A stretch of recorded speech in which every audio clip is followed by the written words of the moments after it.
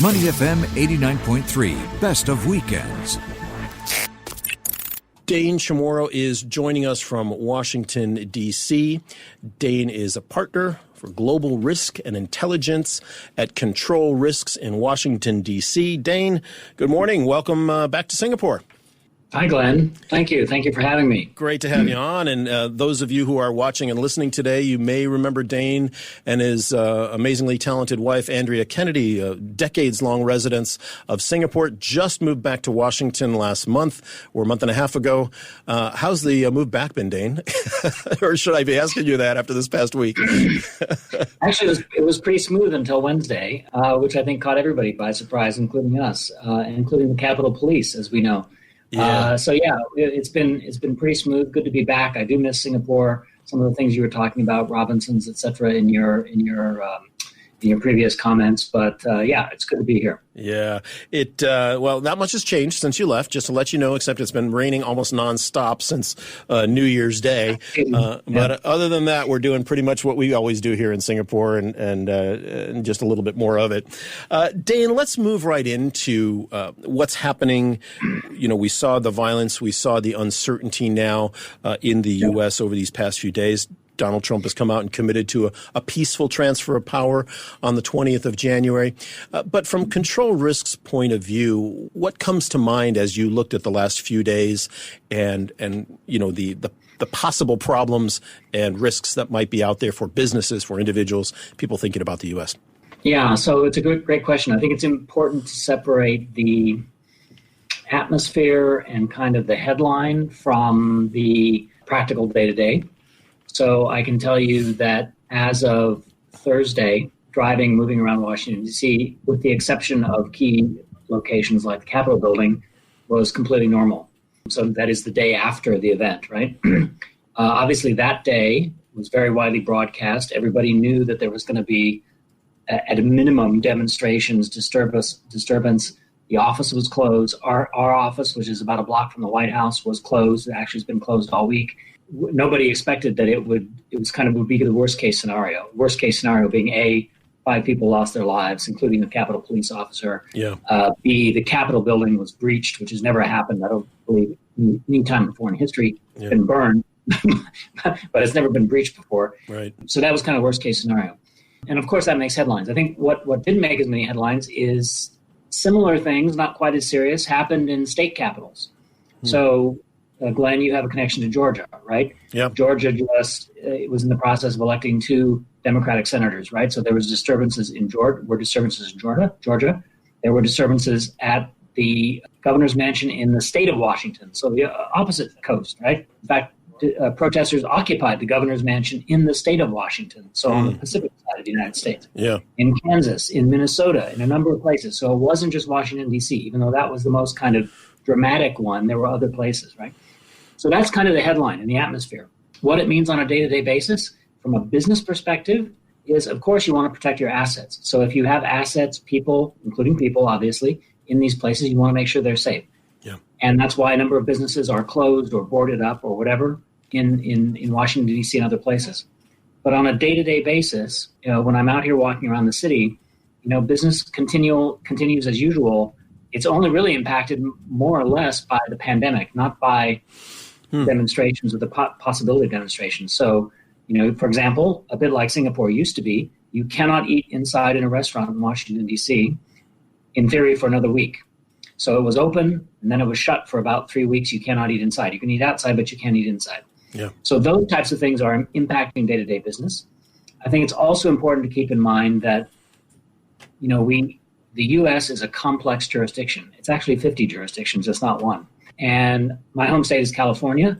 It is arguably the most complex jurisdiction in terms of environment and labor and human rights and all kinds of things, right? Huge economy, but incredibly complex.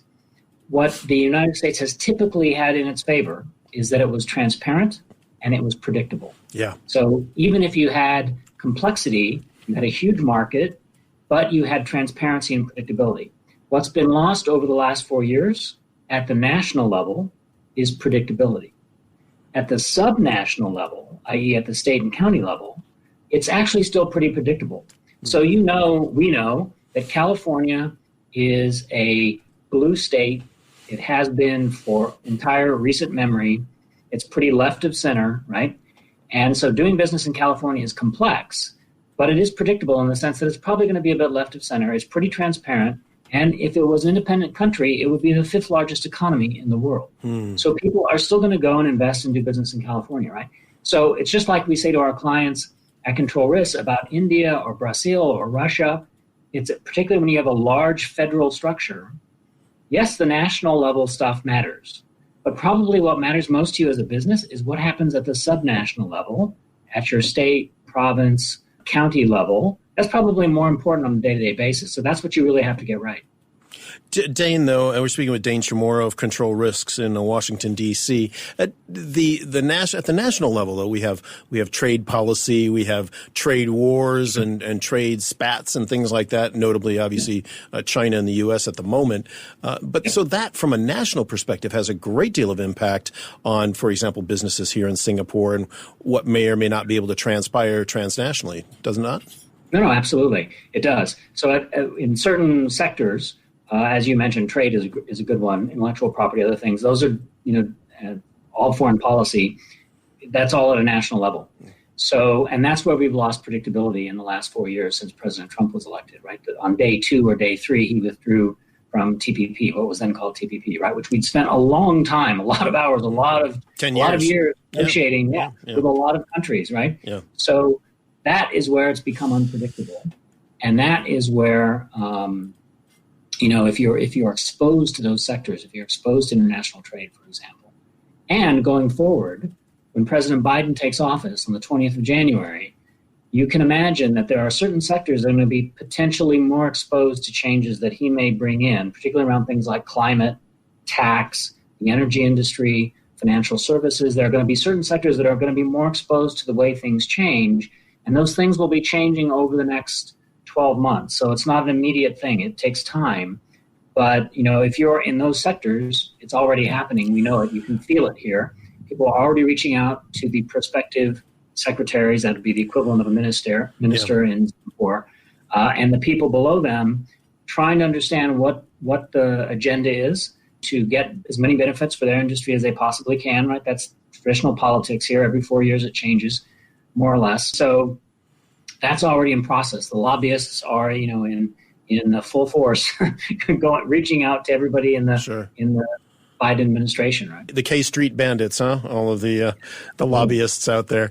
And Dane, when you think about the rather historic moment that happened in the Georgia elections, the U.S. Senate runoffs, now the Biden administration will control both houses of Congress. He can pretty much get through any legislation that he wants to get through. From a risk perspective, when you look at what you're going to be talking with your businesses about now, you just mentioned certain areas like climate and things. We know there's going to be some new regulations going in based on what we've heard from before from President-elect Biden. But is that a good thing or a bad thing or a neutral thing at this point, or are you weighing in that way on that control of Congress by the Biden administration? Yeah, it's a good question. Certainly, it's probably better from a predictability perspective that you have both houses in control of one party, at least for 2 years until the next congressional elections and midterm elections.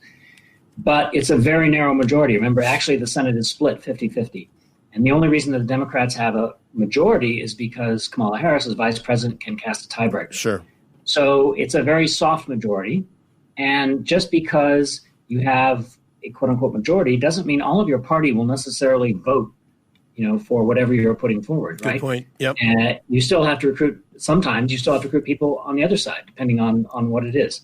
So what's been said, and I tend to think there's some credence in this, is that it tends to give moderates more leverage in this situation, right? In the Senate particularly, because anything that's going to be successful has to appeal to enough of both sides, keeping in mind that these parties are not monolithic in terms of their ideologies. There are actually many parties under two, right?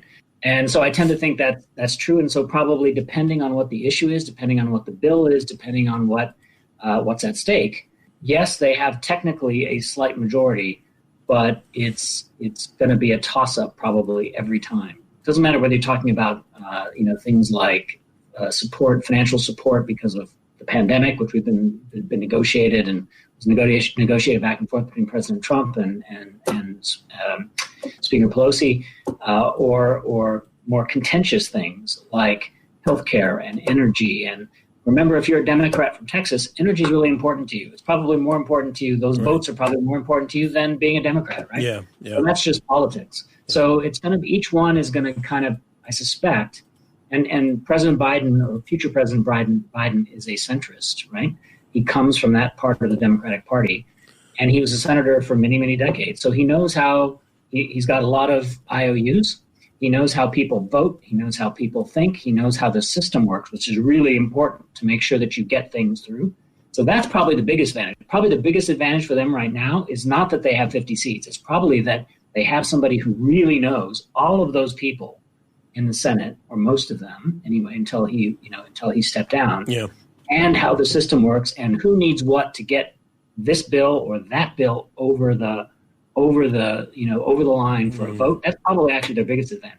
Dane, oftentimes when the inauguration time comes, businesses sit back and they kind of put things on hold for a little while, maybe the first quarter, just to see kind of what's going to happen, how things are going to shake down.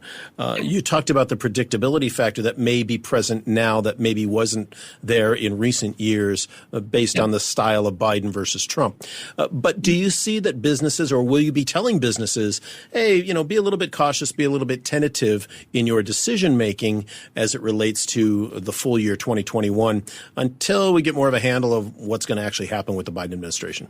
It's a great question. I think that most businesses, from a strategic planning perspective, will be waiting probably, and this is not just because of politics, it's also because of the pandemic, will probably be waiting until Q3 because really even that though the long? inauguration, because even though the inauguration happens on the 20th of Jan, you still have an appointment process to go through for all of the secretaries. They have to be confirmed.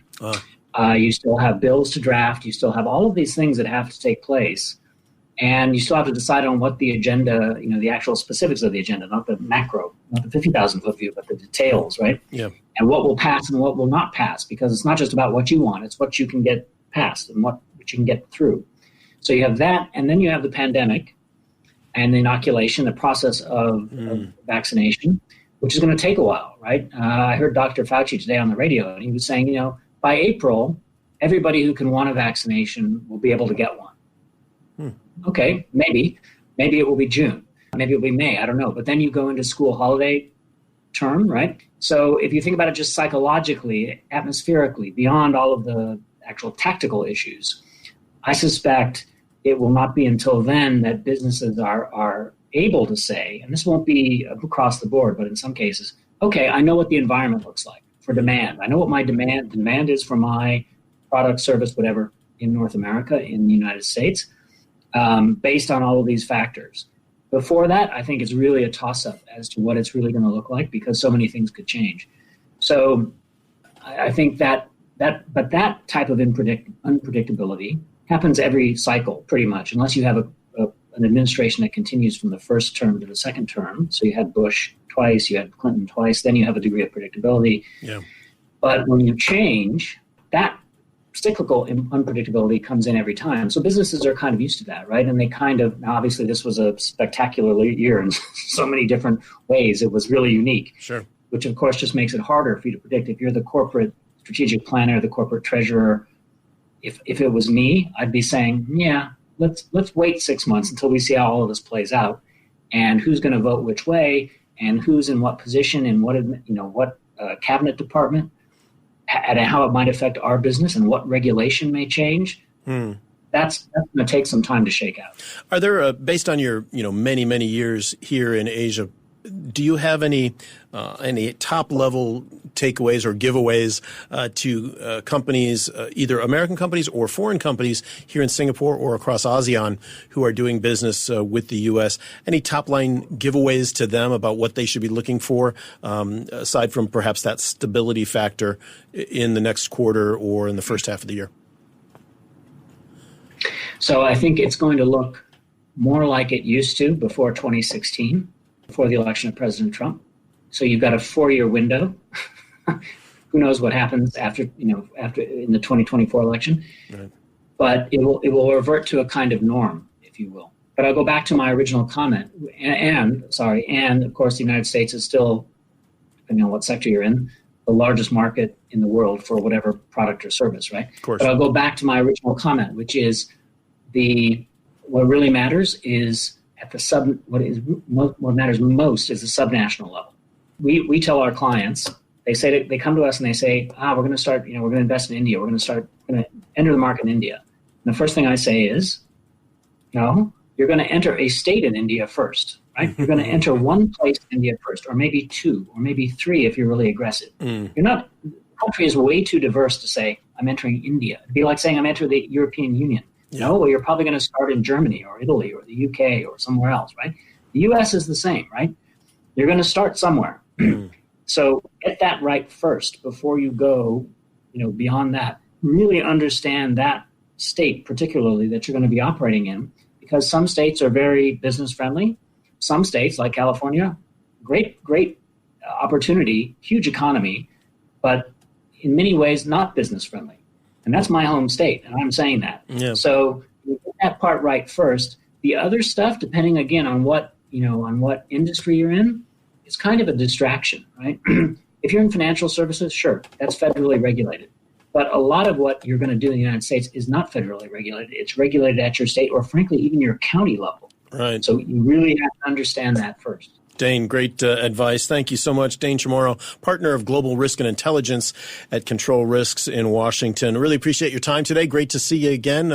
Enjoy the next couple of weeks, I guess. It'll be fun. It'll be interesting, that's for sure. Hopefully we'll have you on again soon. Thanks, Dane.